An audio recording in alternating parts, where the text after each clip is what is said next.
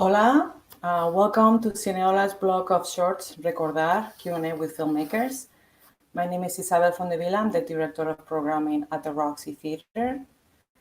The Roxie is a historic non-profit art house movie theater in San Francisco's Mission District. As you can imagine, our doors are closed at the moment, but we continue to engage our audience with a virtual cinema, and we are thrilled to have had the opportunity to partner with CiNEOLA and their co-presenter, Bay Area Video Coalition, to bring you CiNEOLA's first two programs of sorts from Latinoamérica. Proceeds from the virtual screenings benefit the Roxie. They also benefit CARECEN SF, a nonprofit that empowers and responds to the needs, rights, and aspirations of Latino immigrant families in the Bay Area, and also benefit Artist Television Access, a nonprofit screening venue and gallery that cultivates and promotes underground media and experimental art. We want to thank and congratulate Danielle Diaz, the director of CiNEOLA, for putting together two extraordinary programs that serve emerging storytellers whose perspectives and backgrounds have been historically underrepresented on both sides of the camera and are rarely featured in mainstream media outlets. That said, I have now the pleasure of introducing you to the moderator of the Q&A, area filmmaker Colin Trevorrow. Colin relaunched the Jurassic franchise with the smash hit Jurassic World, which he directed and co-wrote. He also directed Book of Henry, starring Naomi Watts, and the indie hit Safety Not Guaranteed. In just a second, Colin will be on screen and introduce the filmmakers. They will be taking questions from you, the audience. So if you have any questions, please post them in the comment section. Thank you everybody for watching and the discussion.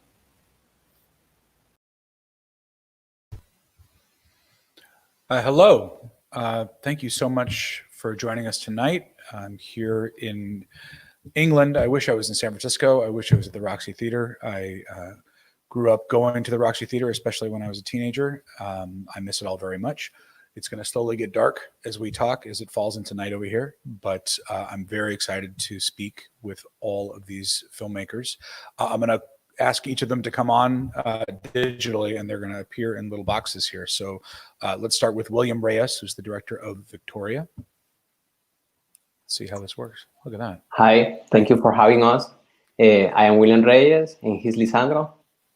Hello, I'm going to be filling in for William, interpreting whatever questions you may have. Good to see you guys. Selena Escher is next, the director of Verde Olivo. Hello, thank you for the invitation. Thank you for having me. And I'm so happy to be selected with all these beautiful films. Thank you for coming. Thank you for being here. With the next filmmaker, Jean-Jacques Martineau, director of La Bala de Sandoval.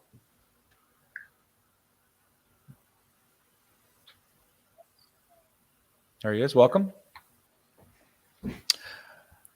Hello. And then next we have Lucia Betancourt, director of Lumbaloo. Hi. Thank you for the invitation. This is all going really well so far, just from a technology standpoint. I'm really impressed. I'm proud of all of us. Cassandra Casola is next, cinematographer and producer of Tuyuku.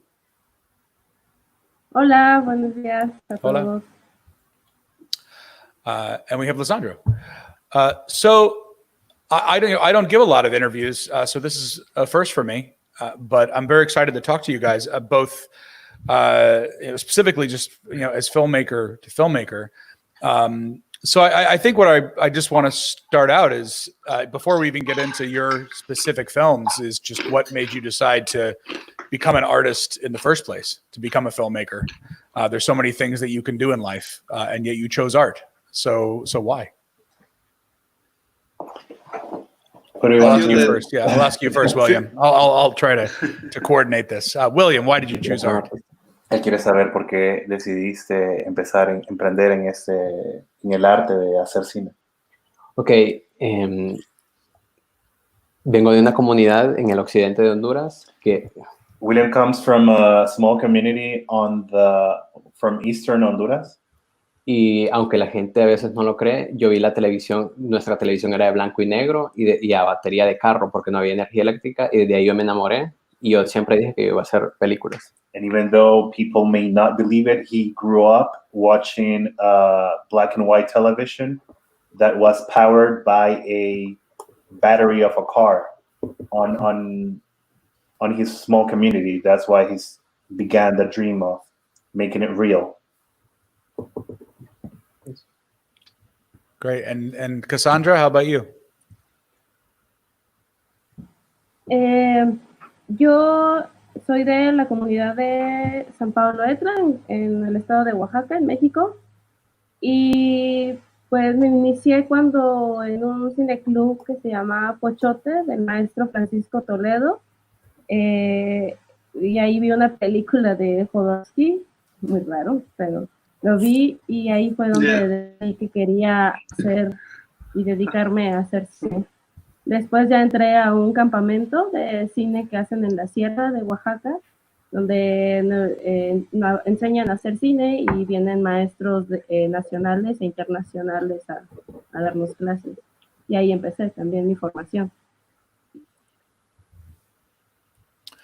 Should I? I'm curious. I'm sorry, I don't speak. My Spanish is not so good. All right. So Cassandra started in a small town in Oaxaca, and she also started watching some films. I think she said, ¿de quién era el film que viste, Cassandra? Jodorowsky. From Jodorowsky. Mm-hmm. And that is what triggered her to start filmmaking. Great. Lucia, how about you? Bueno, William, ¿me puedes ayudar, por favor, con la traducción? Bueno, yo soy de Colombia, de Medellín, Colombia. Comencé estudiando comunicación audiovisual hace 5 años. Lucia is from Medellín, Colombia, and she started studying communications and advertising 5 years ago. En el transcurso de mi carrera siempre me he interesado por las historias sobre mi país, sobre mi gente. Throughout her studies, she has always been interested in the stories from her country. Entonces, eso es lo que me ha motivado siempre a contar historias y hacer cine, como hablar sobre las problemáticas de Colombia y lo que mi gente necesita que sea escuchado. Her country has always been an inspiration for her to tell stories and make cinema and films. Thank you. Thank you. And how about you, Jean-Jacques? Tell us. I have a question real quick. If I respond in English, do all of the other filmmakers also understand English? Because I would like for them to know what I'm saying too. So if I have to talk in Spanish, that have translated to English, or I should just talk in English. So, will everyone it's just a quick question. Cassandra, Lucia, William, ¿ustedes entienden español? Perdón, inglés. Yes. Sí, ¿entienden inglés? Yes. Yo puedo hablar más inglés. Okay, perfect. Well, in my case, I grew up in Guayaquil, Ecuador, and I was actually more interested in writing like poetry and essay, and eventually I sort of just started doing journalism. But before that, when I was 15, I worked as a camera assistant in a documentary about water around Ecuador, and that just kind of drifted me from poetry to filmmaking, and that was it. That's what filmmaking happens to you. I think I don't think you choose it. And I actually think filmmaking is happening to all of us. No, right now we're here with filmmaking is we're just a cinematic expression, let's say it. We just capture it and that's it. So I feel everyone's a filmmaker today with cell phones and stuff. Everyone is a filmmaker. They just don't, I don't know. Gotta find your thing, your voice or whatever. I agree. Express it visually. Yeah.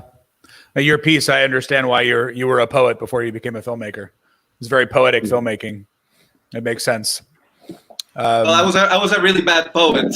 I was a really bad poet, but I think I really like just to read it, as a thing. I was a terrible poet.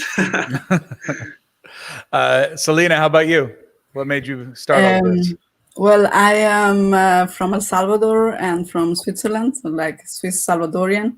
So I grew up in El Salvador, and then I knew I wanted to do something with art. At the beginning, I wanted to do painting, and moved to Switzerland to start that. But painting was not enough, so I felt like, okay, I want to tell more.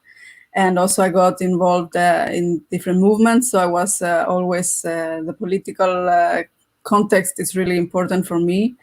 And on the other side, I didn't felt represented in the film as a woman. So I thought, okay, I want to do films about women and that I can look up to, that inspire me.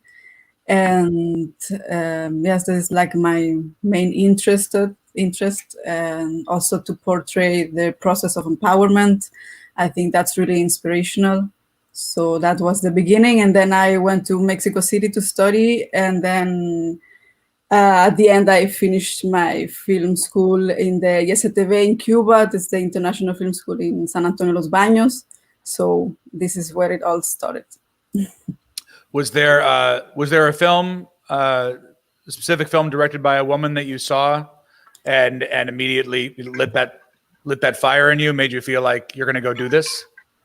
Well, one of my inspiration is Agnes Barda, and yes, there are many, but I'm really looking into women directors. Mm-hmm. I put that question to the rest of you. What was the film that you remember, if you were very young, maybe you were older, that made you say, this is what I want to do. I want to make films. William? Okay. La primera película que yo recuerdo. The first film he remembers. Era, no recuerdo el nombre exacto, pero era una película de Luis Buñuel, mexicana. He doesn't remember the title exactly, but the director was Luis Buñuel, a Mexican director. Mm-hmm. Es español. Spanish. He's from Spain. Luis Buñuel. Y hablaba sobre, la película se desarrolló en México, entonces hablaba sobre un contexto social y todo era en blanco y negro y estaba enamorado de la película. The film was also in black and white, and the context was on the Mexican society. Do you remember? Yeah, you remember which one it was? He doesn't remember the title. Title. Is that what it was? That was the first film I watched. That was the first film he remembers watching. Wow. And triggering his interest. There's a Buñuel film, a short film that I saw when I was in college that inspired me very much. It was called The Land Without Bread. I don't know if you've seen this. It was very, very brief, but it began as what seemed like a documentary of a village, and then it became almost, just more ridiculous and surreal as it went along. And it just made me realize. Las Urdes. Yeah, that's the one. Amazing. Yeah, Las Urdes. That's the title in Spanish. Yeah. In titles, okay, yeah. That sounds better than Land Without Bread. Cassandra, how about you? What was the first film? No sé si el compañero de William lo podría traducir. Sí, claro. Sí. Por favor. ¿Cuál era la pregunta? ¿Cuál fue la primera película que recuerdas que te hizo soñar y para ser cineasta? La primera con la que decidí querer hacer cine fue Fando y Liz, justo lo comentaba hace un momento, Fando y Liz de Jodorowsky, pero también recuerdo que un día estaba muy chiquita en el cine, mis papás todos irresponsables me llevaron a ver El Espinazo del Diablo de Guillermo del Toro, y esas son como las dos películas que recuerdo por las que quise hacer cine. She's saying that there are two films that inspire her to be a filmmaker. There's one from Jodorowsky.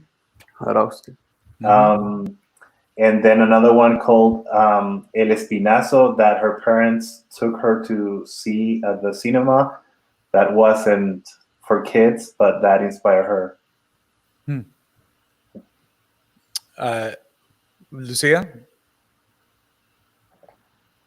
Bueno, yo trato de inspirarme mucho en el cine de mi país.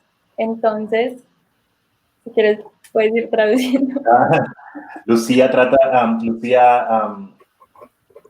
tries to get inspired by filmmaking on her country. Entonces, la película documental de mi país que me hizo como inspirarme y crear mi tipo de contenido se llama Noche Herida, es de Nicolás Guillén. The film that makes her, it was a documentary film that makes her get inspired. It's called The Wooden Knight. From ¿de quién es? Disculpa, Lucía. Nicolás Guillén. From Nicolás Guillén, a documentary filmmaker. And what was the subject? The Wounded Knight. That's the title. What was it about? Es acerca de una familia colombiana que vive en una parte como, se le dice invasión, que es como un lugar donde ciertas personas van a vivir porque no tienen como un hogar, pues una casa en especial, ¿cierto? It's about a poor family who lives in what it's called an invasion, one type of favela. People who live on somewhere that doesn't necessarily belong to them, like on the outskirts of the city. Entonces en la película podemos ver todo el contexto y la problemática social que hay para las personas pobres en mi país y cómo niños y una abuela que es la cabeza de la familia tratan como de sobrevivir a todo el contexto violento mayormente que hay en el país.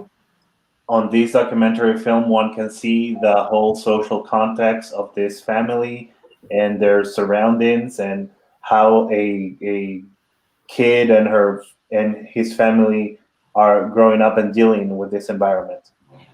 Yeah. And you and Jean-Jacques? What was it for you? Well, there's one film that definitely said, okay, I have to do this, but I also grew up with knowing the films of this filmmaker Pocho Alvarez in Ecuador, and he's one of these frenetic documentary filmmakers who's just making films constantly. I think he's made dozens of films. And the cameraman that I was telling you about earlier that I assisted for, he was his usual documentarian.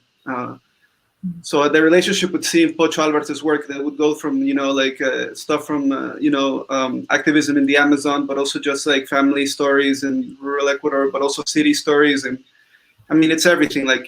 Just last year, he was putting just YouTube videos of the protests in Ecuador. So that kind of relationship with, and then assisting for him and seeing it through the camera and kind of being there with his eyes was that experience was powerful. But then the film that I saw that was I can do something of my own was. I remember that in Guayaquil, I would buy the stacks of DVDs for what would be the equivalent to $1 or $2, just 10 DVDs, all pirated. And I saw a bunch of movies I still considered are good, but I saw Koyana Scazzi by Godfrey Reggio. I don't know if anyone has seen that, and from the Cazzi trilogy.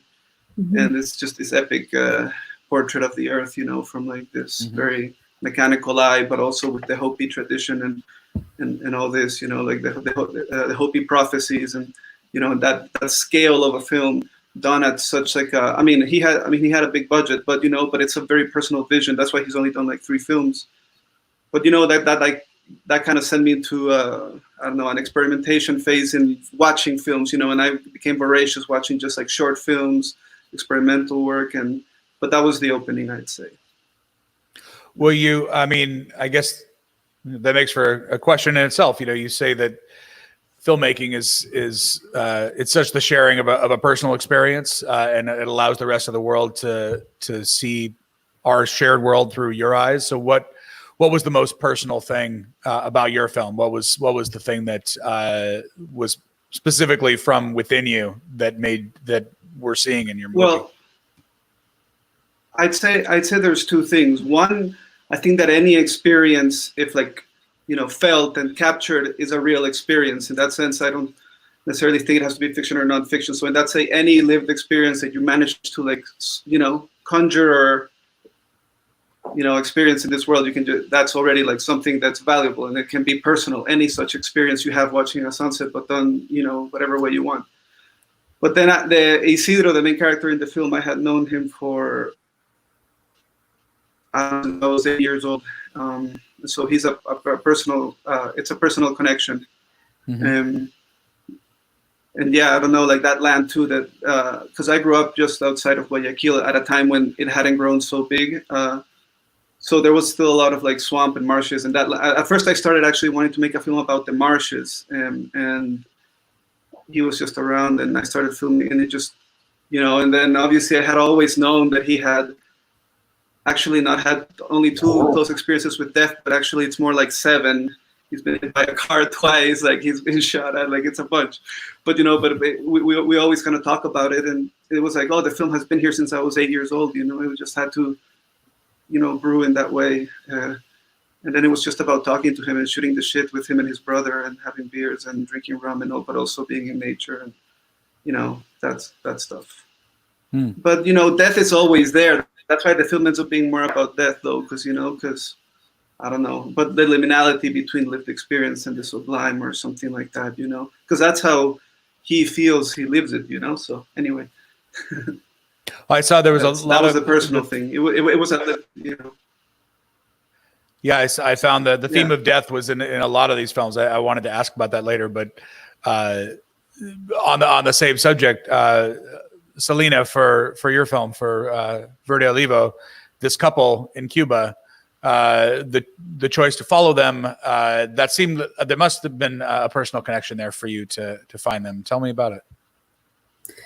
Yes, I just wanted to say, like, the one film that really inspires me is El Lugar Más Pequeño, The Tiniest Place of Tatiana Hueso. She is also Salvadorian, and she made a film about the war in El Salvador that's really poetic. So for me, it's an inspiration also to tell about this, harsh or like these situations, but in a poetic way.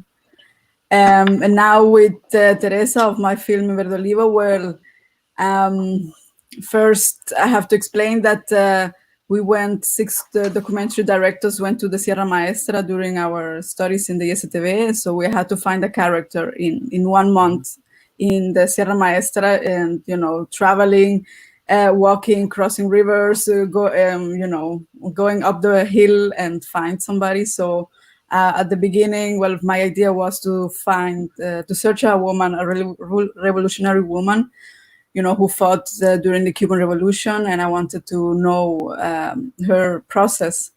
So when I met Teresa, she was willing to tell her story, and also I have, as my second name, Aide, is from a Cuban revolutionary woman, so that's my other like personal connection to Cuba. And so that moment was when Obama arrived to Cuba. So this is, I wanted to see this event through her eyes, actually, to understand what meant this historical moment for her, because there was, since 88 years, there was no West president that came to Cuba without making a threat of war. So this was the first time, so what's a historical moment. And all Cubans were watching TV. Everybody was watching this event. So it was a process also of preparation. She had to fix her TV to be able to watch this event. So, yes, so actually it did open up many, many things of her story, of her memory. And she shared that with me. And at the end, we were both really disappointed. At the end, nothing really changed. The embargo is still there, and Guantanamo is still there. So it was, it was interesting also to experience that with her, and yes. It's a beautiful story. William, to you. In Victoria, what drew you to this character, to this human being? ¿Qué te trajo a este protagonista, a esta persona? Lo principal en este documental, y sobre todo la vida de Victoria, lo que yo buscaba resaltar era el tema de la identidad. y cómo ser orgulloso y estar orgulloso de ser vos mismo. The principal thing that William was trying to portray on this film was self-identity and how to be proud of oneself. Y creo que Victoria es, para mí, su vida es una victoria porque ella fue ella misma en un país como Honduras que es sumamente conservador y transfóbico hasta cierto punto. For William, Victoria, which means victory, is a self-obtained victory for her. The lead character in this film, because it was a victory for her in Honduras, in a very small town, which is very misogynist, transphobic, and she has gotten through all this with her own worth. Y ella tuvo sueños, o sea, ella tuvo varios sueños y los cumplió. She had several dreams and she fulfilled them. Pero a cambio de esto recibió como muchos golpes, tuvo que superar muchas luchas. Pero a pesar doing this, she had to endure many fights and many kicks from life, many bad things. Pero a pesar de eso, ella ha vivido su vida siendo quien ella es. And despite all this, she has always continued to live her own life, being who she is. Y entonces para mí eso es un mensaje que no va solamente para nosotros, sino que al final se convierte en un mensaje universal de ser vos mismo, a pesar de las adversidades. William thinks that this is not a message only for her, but for us as humankind, to go through all these adversities and learn from her. I'm just curious. I thought it was a very powerful film, considering the way things are where she's from. Was it difficult for her to open up to you in the way that she did? And how did you gain her trust? Fue difícil para ella abrirse con vos y cómo ganaste su confianza. Al inicio fue un poco difícil porque a ella ya le han hecho reportajes antes. At the beginning, it was hard because there has been stories on the news made about her. Pero al final como muy estereotipada y en tono como de burla. And all these stories in the news had been very stereotypical and in a mocking kind of way. Entonces eso fue al inicio yo le traté de explicar y todo, y me acerqué a amigos y todo, y al ser del mismo pueblo, ella conocía mi trabajo, entonces esa fue como la entrada y fue cuando ella al final sí decidió aceptar hacer este proyecto. So William's approach was to go through other friends living on the same town and letting her know that she could trust him because they are from the same town and they grew up together basically in the same area. Wow. And do you feel like there were probably other people in the town that she didn't trust? So it must have been something about you. Otras personas dentro de ese pueblo que ella no confiaba y que debe haber algo en vos que se confió. Sí, creo que al final lo que la hizo confiar fue el trabajo y el acercarme y explicarle más abiertamente de cuál era el objetivo final del documental. He thinks that in the end, what made her trust him was him showing her his work and letting her know that what was the intention of this film. It's beautiful. Cassandra, a question for you. I know you're the cinematographer of Tuyuku, but the cinematography is such a big part of that film. It's just it's very beautiful. You should be very proud. I'm just curious what your process was as you went through. So much of that relies on the imagery, and what was your relationship with the director as you went through the film? Because it is definitely it's a movie that very much tells its story through its images. Cassandra, él quiere saber de tu relación con el director de tu film y cuál fue tu proceso para contar la historia a través de imágenes. El director y yo somos de Oaxaca. Él es de la Mixteca, es como segmento de Oaxaca. The director and juntos Cassandra teníamos- are from Oaxaca, and they have both that in common. Y ambos teníamos una beca para desarrollar también un proyecto. They Y nos both had a con- scholarship y to él dentro develop de- projects. Y él dentro del programa de la beca me invitó a fotografiar ese documental que se realizó en su comunidad natal. And within that scholarship, the director invited her to develop this story that was, it took place on his place of birth. And did Fue you, was, un proceso oh, sorry. muy personal. It was a very personal Fue un process proceso muy personal porque solo éramos dos, él y yo en el set. because there were only 2 people on set. Y además que todo surgió también por una entrevista que tenía realizada a su mamá acerca de la leyenda de este árbol, que es acerca de cómo se fundó su comunidad. And it all started by an interview that he had made to his mother about this legend of a tree on how his community was built. Y pues también el proceso de cómo fotografiarlo fue más de búsqueda y de esperar y de observar mucho qué sucedía en el momento en el que grabábamos los árboles. The process on how to do the photography was a lot of search and a lot of waiting and searching on how to best portray this tree. It was, so I imagine there probably wasn't a screenplay. It was just the two of you communicating through images. How did you plan it out? Was there anything written down before you Cassandra, went? ¿hubo algo que ustedes escribieron antes para planear cómo fotografiar este film? No, Just filmed. nunca escribimos nada y tampoco fue tan planeado que íbamos a grabar. It was the Nada. film wasn't as planned and nothing was written at the beginning. Y las entrevistas también se fueron dando cuando los personajes accedían.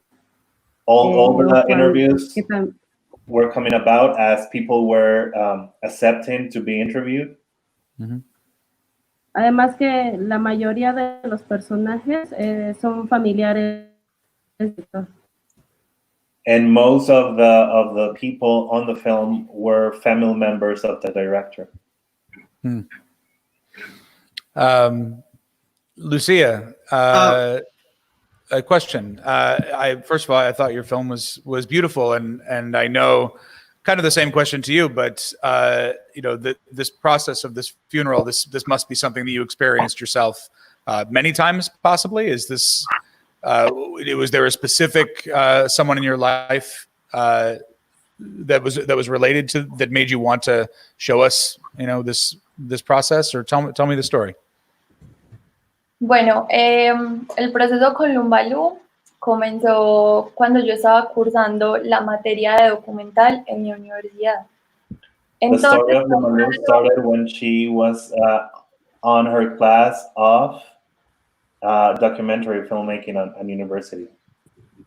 Entonces fue un proceso con un tiempo muy limitado porque había que cumplir con ciertas fechas que exigía la materia.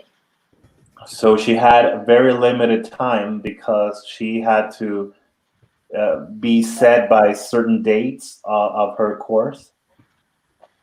La historia y por lo que nos interesamos en contar este ritual sobre la muerte que se realiza en Palenque. The story about the death ritual that takes place in Palenque. Comenzó por principalmente querer contar algo de nuestra cultura, algo propio.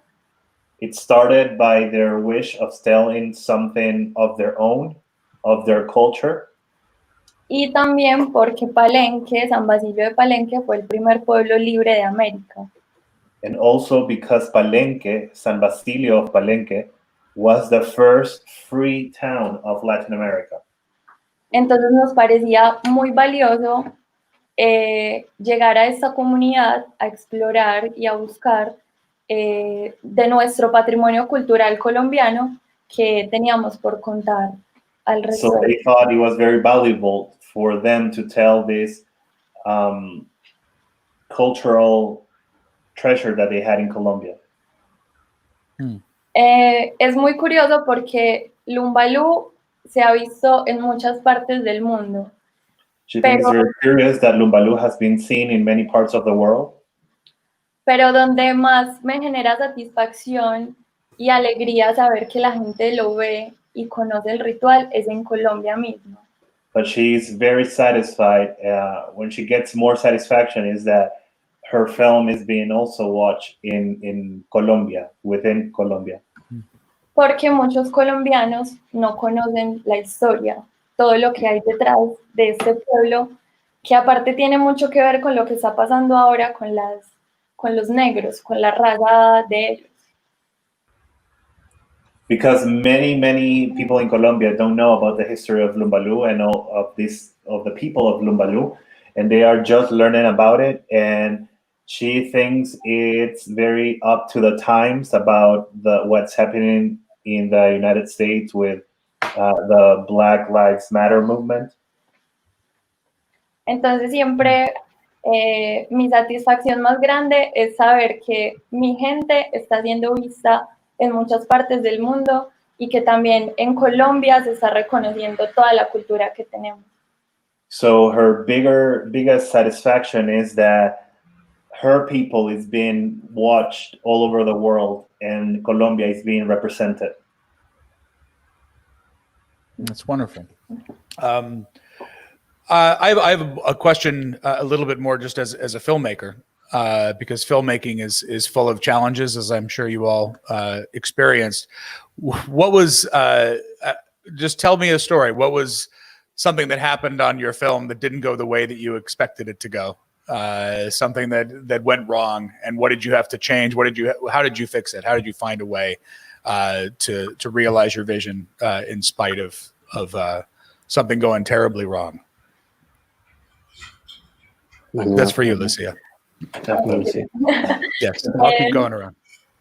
Bueno, como les contaba ahorita que Palenque fue el primer pueblo libre de América, es un pueblo muy turista, muy turístico. Because Palenque was the first free town in Latin America. It's a very touristy place.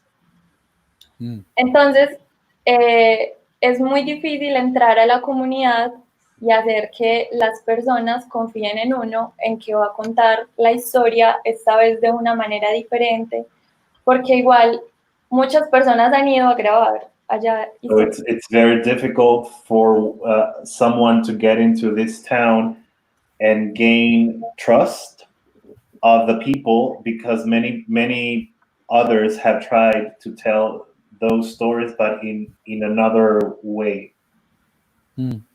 Entonces, ese fue como el principal reto, ganarse la confianza de nuestros dos personajes, de Moraima y de Concepción. So our biggest challenge was to gain trust of the main characters. How about you? Yeah, Jean-Jacques, how about you? What was your biggest challenge?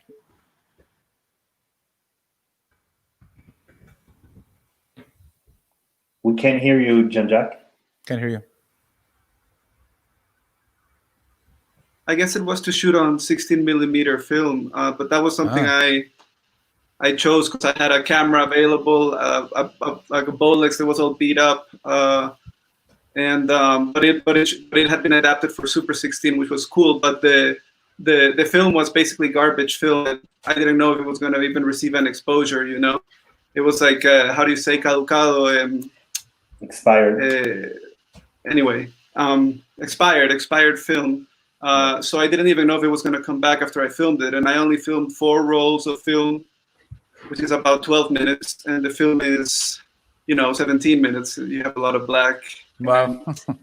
But like I just didn't know, like it was. But that was kind of how it had to be, because it was someone that I had a lot of trust. You're only shooting little snippets here and there, and the things that you shoot for more than 5 or 10 seconds, you have to be, like you have to be very aware. You know, it's a state of awareness, I suppose. I really like what Jean Rouge says about the tension between, like, you know, that the tension the camera creates, let's say, and it's really nice, and film puts that weight. And it's not that I'm like a fetishist about film. I just so happen to have this film that I had, but I also like shooting on VHS and other stuff. Actually, the stuff at the end of the film with the kaleidoscopic sort of images actually shot on VHS and then rephotographed onto film and then processed, and then it, you know, it gave it all that texture. It's very cool. I guess it was that, but you know, but these were decisions. It was just decision. It was just like kind of like forcing oneself to be limited, and then when you put yourself in that place, then everything that would be a so-called mistake is actually an opportunity. You know, like you know, and the flares. You know, the stuff that would happen if you know, if I had like a, how do you say, with the lenses, I had a lens flare or something, or you know, like exposed in the wrong way, which is actually the part with the little black. It's like, that was a mistake, actually. I completely underexposed the river, and then I just cranked it up, and it turned into like the cosmic, you know, like a thing that you have there. So that was in itself a mistake. So it's a film about mistakes in a way. From a director standpoint, you know, I don't know, like most films are films about mistakes. Yeah. Yeah, there you go. It's cool, by the way, that you shot on film. It's very rare that anyone does that anymore. So we just found out today that it's very expensive. We just found out today that we get to keep shooting on film. We were worried that they were going to close the lab. And so it was very good news. We're very, very fortunate, but it's going away. I hand processed my work myself. That really limits the costs. And, you know, you can find film for real cheap on eBay, but you have the problem of, I don't know, like there's communities built around this now, like artist co-ops and things. Where I live, no, but in other cities there are, and it's possible. It's definitely a decision, you know, but it's a risk. I felt like I was taking a risk. Yeah. I understand. It's all a risk. Being an artist is a risk. just to begin. Selena. In a moment, I actually have a special guest that I was going to bring on, but I wanted to ask you just before. I know we got more people. I wanted to ask you what was your obstacle that you remember, what was the thing you learned that when you make another film, just from a filmmaking standpoint? Well, I'm gonna first explain a little bit like how it went, because we had 1 month to make a film in the Sierra Maestra, so you have 2 weeks to learn and the people and walk around and find a character. And because we're 6 the documentary directors, so we are like in pairs, so I had to do my own camera production, editing, and the direction, and so the other person who's helping you out is just doing the sound. So this is why the exercise calls the name is 1-to-1, because you're just with the character, so you're doing everything, and then you have to make the film with like a few lights, and you know, to just use well the light of the sun in a way, like with reflectors, and so it's like to do films with less. And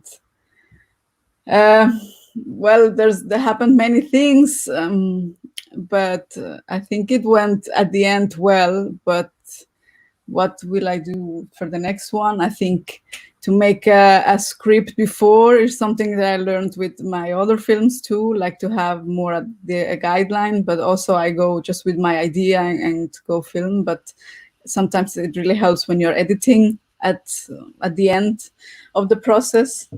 But yes, it's a challenge when you have to produce, direct, and make photo yourself and in the Sierra Maestra, and something. All challenges. You have to cross rivers and put the gear on a mule and go up. So that is a challenge, but I mean it's an experience and it's also fun. So yeah. Can I ask a question to Selena? Yes, of course. It's about the script, because you asked about the script to Cassandra too, and I thought it was fascinating because I don't use scripts at all in none of my films. And you say, and I really actually was gonna ask you later, Selena, about the script element, because because now I'm also thinking about it, whether or not I should use a script. I love the intuitive element, which you know what I'm talking about, like with the people, and you can tell in the pauses of your film and all this. But so the script thing is mostly just about the organization of production for you, or is it like because I'm sure you're still going to want to apply whatever you want to call it, the sensorial kind of like tension or whatever with the people that you're with. And I also wanted to know if Lucia also had done a script, because I also felt something like that in this one. I couldn't tell basically, like if it had a script or not, which I think is a good thing. And and then also William. It's a question for everyone really, that I just want to know from a filmmaker standpoint if like scripts or not scripts, Well, for me, it helps like the scenes that I would like to shoot, like which process it's like more interesting for me. So then I think, okay, which scenes will show what I want to say. So then I can organize something, but also all this happens like after I have many, many talks with the character. First, I have to know the characters, be with them many times, without a camera. This is like important in the process for me. So I'm just like getting to know them, but also they are getting to know me, because I'm like the intruder in their life. So also it's important that we build this relation. So I have to share also about my life. It's not just asking things. I think it's also like to share, so they also understand your point of view. And for me, it helps just to have like a guideline what I want to show in my film, and then this changes, of course, everything, because reality always supera la realidad. And then it helps me just to edit. So this is just like a guideline, but it's always changing. But yeah. I'm going to actually step out now, because I brought a friend. So it's no longer going to be me. I don't know if you guys saw our last Jurassic World movie, Fallen Kingdom, but there was a Mexican-American actress who was from Oakland, who went to Mills College, named Daniella Pineda, who played Zia in the movie. And she agreed to come on and ask you guys and talk to you guys and ask you some questions as well. So she is going to step in and I'm going to step out. I'll probably see you again at the very end, but this has been incredible to talk to you. And I thought, I know she wanted to talk to you too. So I'm going to go and I'll see you guys in a minute. To answer the audience questions that we're receiving on the private chat. Oh. Hola a todos. Hola. Hola. I'm going to speak in English porque me entiendo mejor, que yo hablo español porque soy pocha mexicana de Estados Unidos. Okay. So bear with me. But hello, I watched all of your films yesterday, and they were so beautiful and moving, and everyone managed to tackle a really difficult subject, but visualistically in a very kind of serene and beautiful way. Does everyone kind of understand? Yes. I don't know if William, if your man wants to help chime in, because I don't know if Cassandra. I was just interpreting to William and saying that tuviste la oportunidad de ver las películas ayer y que todos atacaron una manera visual y serena de la realidad y que te gustó. I have a question. Oh, and also if you guys want to ask me anything, but I had a couple of questions for some of you. In la película Victoria, does Victoria have anybody else in her community that she associates with, or is she the only one? If it's a small village, does she have? Victoria tiene otra persona en su comunidad con la que ella se puede asociar, más amigos de la comunidad LGBT, o ella es la única en su comunidad. Ahora ella sí tiene muchos más amigos de la comunidad LGTB. Now she has more friends of the LGBTQ community after this film.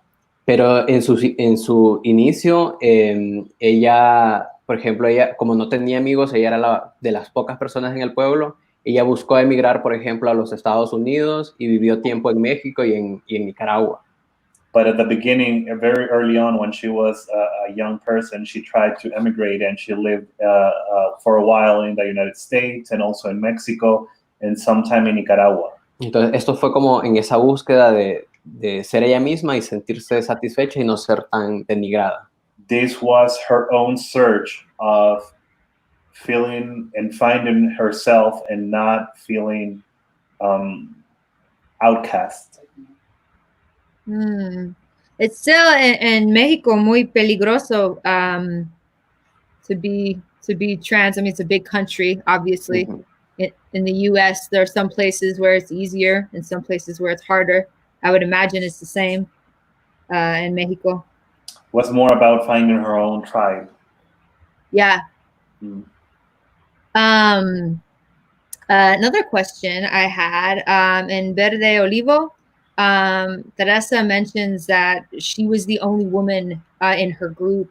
And how common were female fighters in the revolution? Well, there were many female fighters, but she said there's the only one. She said she's the only one who's still alive, because lots of people are dead already. She's 80 years old, so yes, I wanted to search more women, but some of them were like already passed away. So this is what she said. She was the only one, but there are so many female revolutionary women who were at the beginning. So it was common. Also, I have a question for everybody. Do you guys? I'm a big. So. Oh, go ahead. Oh, I'm a big fan of horror movies and scary movies. Do you guys have a favorite? And also, I'm interested if you have ones from the South America, porque I'm always looking for new movies. I'm a huge horror fan too. I think that my favorite horror film from the past few years is this Chilean film called La Casa Lobo. It's an animated horror film. It's incredible. And then from Mexico, there's this one called Tenemos la Carne. That's pretty good horror cinema. Tenemos la Carne? Yeah, those are the two that come to mind. Tenemos la Carne y La Casa Lobo. La Casa Lobo. I've never heard of that. La Casa Lobo. Oh, cool. Right on. Okay, let's see. So I have so many questions. La película de oh shoot, the name is forgetting me. But the man who almost dies in the jungle, who has a William. I believe that's your movie. I think no. ¿De quién es la película del hombre que casi muere en la I'm muted. That's me. That's me. I was muted. Yes. Yeah. You should have a warning sign for people with epilepsy, because I was like, oh, because it was like going back. Yeah, when I go to screenings myself, I tend to do that actually. You know, they introduced me at the beginning, but sorry. Yeah, I've done that before. But that said, visually, it was very, very effective. And also keeping it in periods of darkness while describing that experience, because it is so psychedelic, I found very effective. Well, I think it's psychedelic. What I shot, it's not very psychedelic except for the part. But, you know, like, I just feel that darkness forces you to go into your own kind of mental field, let's say, you know, so, or you to visualize the story however you want. Not to say that that's always, you know, useful, or, you know, it's I don't know, that's not always as useful, but I do think that black is sometimes underestimated in cinema, just like black in general. You know, you can just have a little bit of black and a little bit of white, and, you know, and things like that. I don't know. Yeah. But maybe that was a little bit of. No, go ahead. No, I completely agree with you. My biggest complaint about American movies is oftentimes we really like to hit people over the head, and we don't allow the audience to think and sit with themselves. And it's a common frustration I have with American films. I don't know if you want to translate that for other people.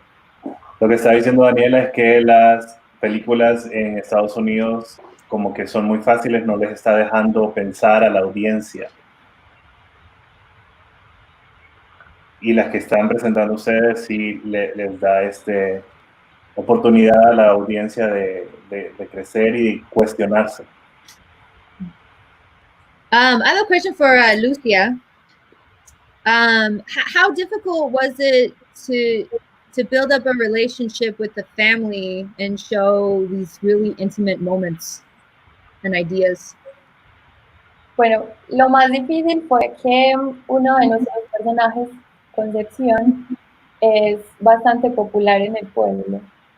The hardest thing was that one of her characters, Concepción, is very popular on her town. Entonces su historia es bastante conocida So her story is very well known. en el pueblo. Entonces ella me decía como, pues, ¿para qué voy a contar lo mismo? O siempre cuento lo mismo, o sea, ¿para qué te lo voy a contar a ti? Si ya So she was saying in a fed up manner that why would I tell you again the story that I've told many, many times? Entonces al principio fue difícil, pero con el pasar de los días, estuve allá en Palenque aproximadamente 2 semanas, como en la convivencia con ella, ya se generó el lazo y casi que en la última entrevista fue que ella se abrió totalmente conmigo. So even though at the beginning it was very hard for her to establish a bond between the filmmakers and the main characters, it was towards the end of the last interviews that she had opened herself up a little bit more. Y también, like gaining trust. También porque la muerte de su esposo estaba muy reciente, entonces era un tema que de verdad era difícil hablarlo, para ella era muy difícil. And also the recent death of her husband was very hard for her to speak about it. How long total did you spend in the village? ¿Cuánto tiempo? 2 semanas. Primero hicimos un viaje como de investigación. Ese viaje duró poco, 1 semana. Ahí la conocimos y pudimos ponernos en contacto con ella. She was there filming 2 weeks, but she had made a previous trip to that place for also a week for research. Como decía ahorita, el tiempo fue muy limitado porque era para la universidad, entonces tenía que cumplir con ciertas fechas, pero si yo hubiera querido, me hubiera demorado muchísimo más tiempo con ella. She was saying her time was very limited because it was a school assignment, but she would have preferred to stay a lot more time with her. Yeah. Oh, got it. I could keep talking about movies all day, but do you guys have any questions for me? Or any I could tell you. I have a question for Cassandra. It's actually the same question that you just asked Lucia about how much time was spent in. Cassandra, ¿cuánto tiempo pasaste tú en los bosques?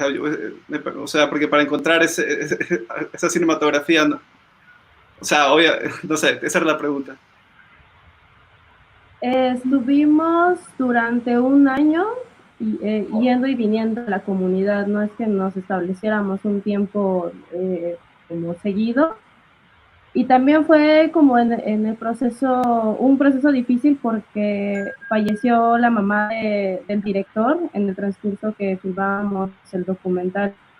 Y también estaba enferma también en el momento que estábamos también filmando. Y lo que hacíamos era como filmar en los ratos libres que teníamos digo ratos libres porque en este caso también cuidábamos a su mamá. Entonces, pues duró más o menos 1 año y meses, lo estuvimos filmando. Okay. Y de ahí la edición, ¿cuánto se demoró después de editar todo el material que filmaron? ¿O cuánto material tuvieron al final? Editó como en 6 meses.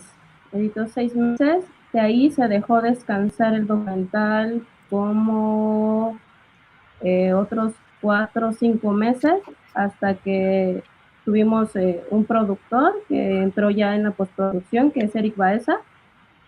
Y cuando cuando él dijo que les falta, lo vio, hicimos la postproducción. De ahí regresamos para volver a hacer unos retakes que evidentemente no funcionaron porque el río ya no tenía agua, los árboles habían cambiado también mucho.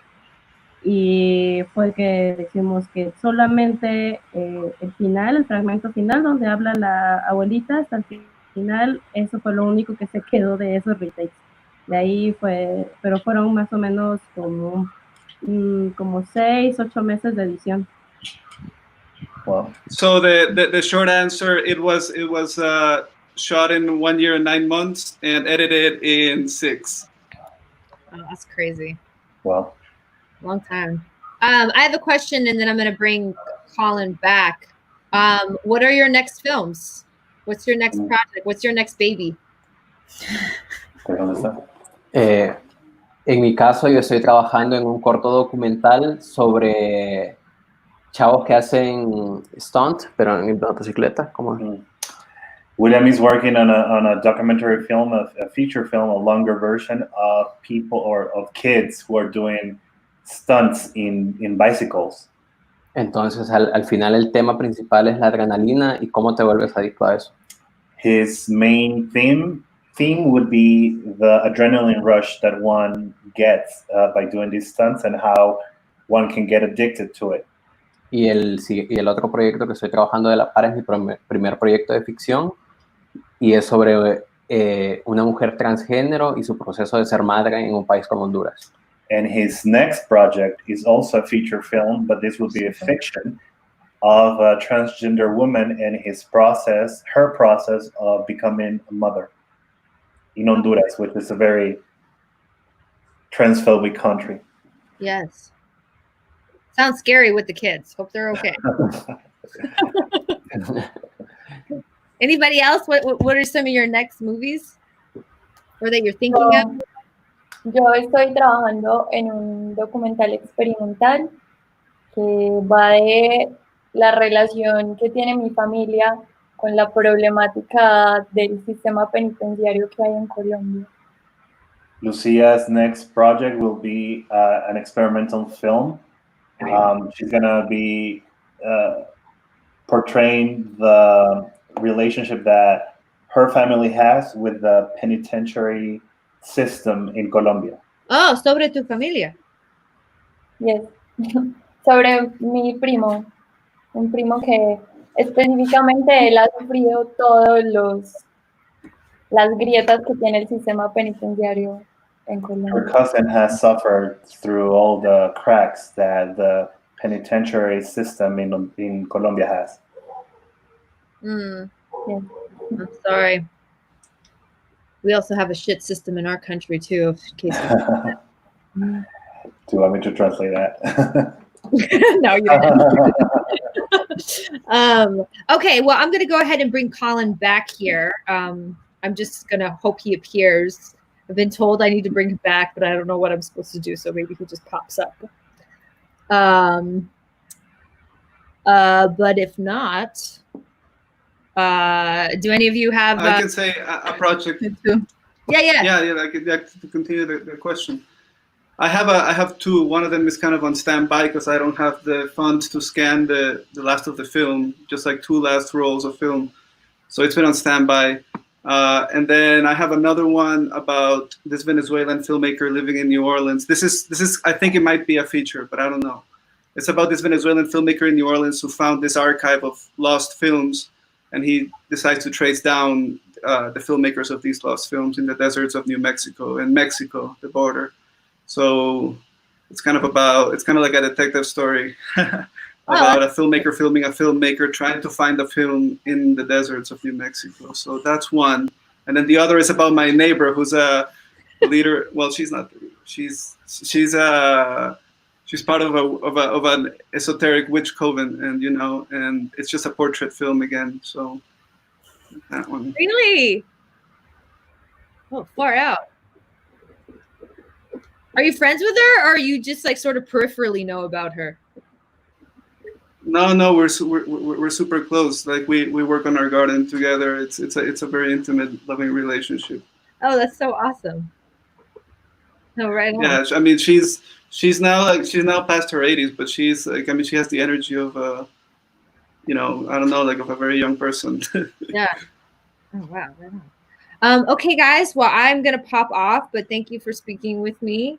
And good luck. I wanted to tell something about her projects also. Yes.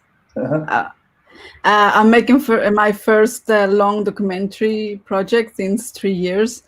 And it's about Teodora Vázquez and the 17. They are the women in El Salvador who are unjust in jail. They had all miscarriages, but have been sentenced for 30 years of prison because of accused of homicide. Because in El Salvador there's a total an abortion ban.